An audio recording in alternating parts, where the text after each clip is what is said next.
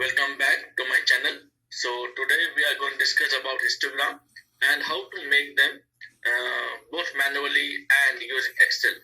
So without wasting too much time, let's move how to make the histogram first manually and then using Excel. Okay, so let's start. So here I am sharing the screen. I have a note on the question. हमें एक histogram जो बनाना है, इसके लिए हम पर data दिया हुआ है. एक कहानी बोल लेते हैं जल्दी से कि हमने एक एग्जाम लिया है 60 मार्क्स में, जिसमें 0 to 10 में 10 बच्चों के नंबर आए हैं, ऐसे 10 से 20 में 15 बच्चों को, 20 से 30 में 30 बच्चों को, एंड सो ऑन. क्लियर? तो इसका हम लोग पहले हम हिस्टोग्राम बना रहे हैं manually. So here stop share. Please note down the question. Stop share. And now I am moving towards my favorite whiteboard. So here my whiteboard is, and I'm taking the pen, and here my black color. So this is my y-axis. Perfect. And this being my x-axis. Okay. And now this will be number students. हमारे पास जो highest number students है वो हमारे पास 30 है. So let's make a gap of 5, then 10,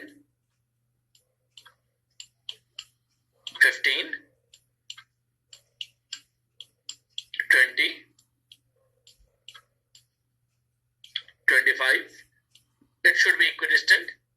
हर एक के बीच का gap same होना चाहिए. 30. Okay, 30. So I hope आपको राइटिंग समझ में आ जाएगी.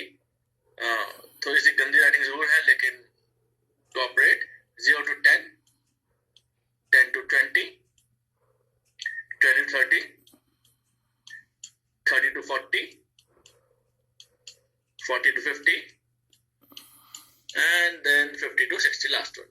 ये भी सब इक्विडिस्टेंट ही होना जरूरी है. चलिए अब how to make the buildings. तो बिल्डिंग्स हम बना रहे हैं. सो सबसे पहले की जो बिल्डिंग है वो कह रहा है कि 0 to 10 में 10 बच्चे हैं. तो 0 to 10 में 10 बच्चे. So I am taking 10 students over here, and 0 to 10 पे तो यहाँ से हमने 10 बच्चे, ये 10 बच्चे.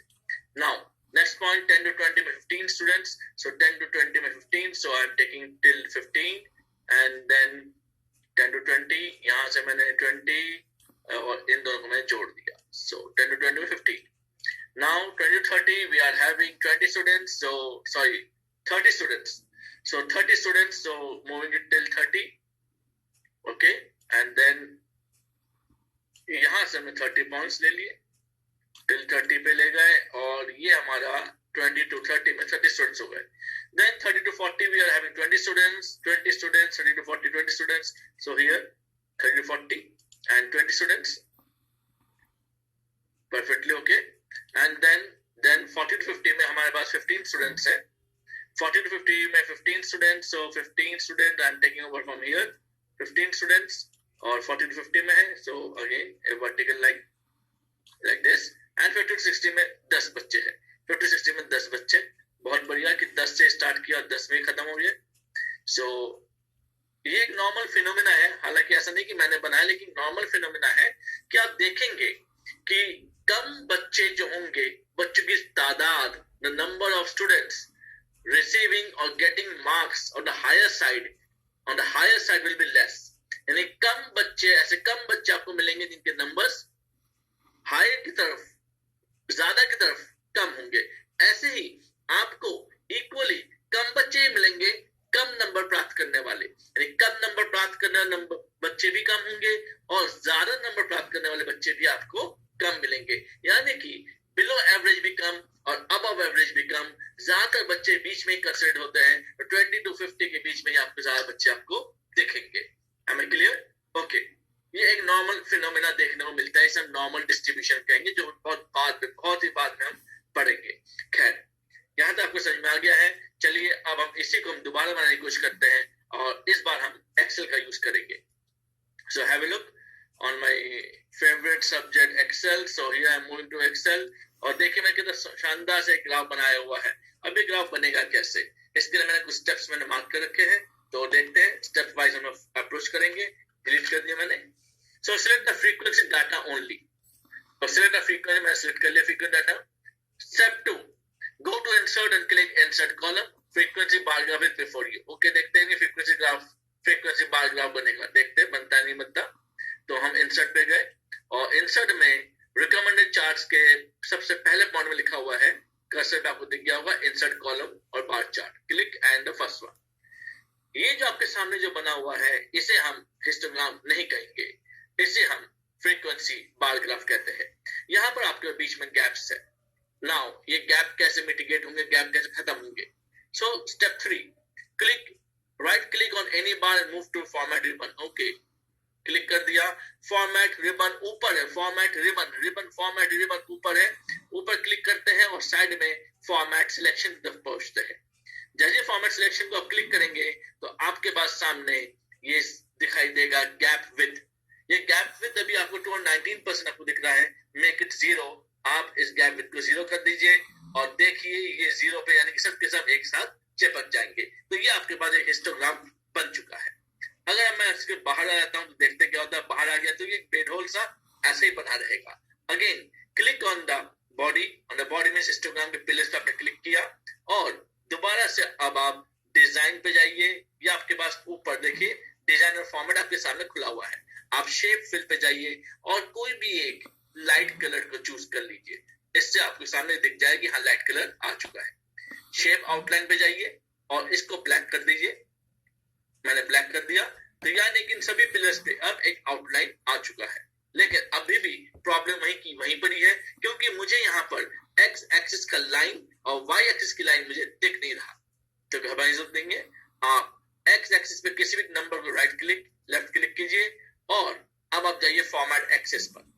जब मैं फॉर्मेट एक्सिस पर जाऊंगा तो आपके पास ये 4 पॉइंट्स आएंगे. एक्सिस ऑप्शंस में पहले एक बाल्टी दिख रहा होगा, दूसरा एक पेन आपको दिख रहा होगा, ये एफर्ट्स के लिए है. तो साइज एंड प्रॉपर्टीज है एंड देन एक्सिस ऑप्शंस है. तो आप पहले वाले में जाइए जिसमें बाल्टी दिख रही है, जिसमें फिल एंड लाइन लिखा हुआ है. क्लिक करने पर आपके पास फिल और लाइन लिखा होगा. लाइन को क्लिक करेंगे और आपके सामने ये 2 पॉइंट्स का ध्यान रखिए. कलर दिख रहा होगा, विड्थ दिख रहा होगा. कलर को आप ब्लैक कर दीजिए और विड्थ को चाहे तो इतना ही छोड़ दीजिए या आप थोड़ा सा बढ़ा सकते हैं. 1 पॉइंट मैंने कर दिया. 0.75 ऑटोमेटिकली था, बाय डिफॉल्ट वो था. यही चीज अब हमें वाई पे भी करना है. चाहे तो बाहर आकर कीजिए या यहीं से आप वाई एक्सिस को क्लिक कर दीजिए और दोबारा यही प्रोसेस अपनाएंगे. Colour black and width make it 1 और अब आप बाहर आ जाइए और ये आपके पास सामने जो ग्राफ है वो आपके पास हिस्टोग्राम बना हुआ है. तो जो भी स्टेप्स हमने किया है वो सभी स्टेप्स आपके सामने मैंने लिखा हुआ है. लेकिन अभी भी still the problem is still there and the problem still persists over here and the problem is कि आपके पास यहाँ पर x एक्सिस में 1 2 3 4 5 6 दिख रहा है, जबकि असल में ये क्लास इंटरवल है. क्या करें? कुछ नहीं करना, डरने की बात नहीं है. आप किसी भी नंबर को क्लिक कीजिए, राइट क्लिक लेफ्ट क्लिक और left click and move to select data. Select data में जाएंगे, एडिट पोर्शन में जाइए और एक्सिस लेवल रेंज आपके पास आ जाएगा. एक्सिस लेवल रेंज आप 0 to 10 से लेकर 50 to 60 तक, 0 to 10 से लेकर 50 to 60 तक आप इसको सिलेक्ट कर लीजिए. Okay and again okay and this is before you.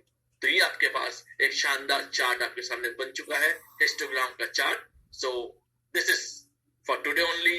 Please make sure to practice a lot. कोई भी दिक्कत होगी please don't forget to share on the comment box. Okay, आप अपने कोई भी प्रॉब्लम पूछेंगे. अब तक की पढ़ाई का अब तक की जो आपको समझ में आया, I am always there to help you out. Okay, thank you all. Have a nice day.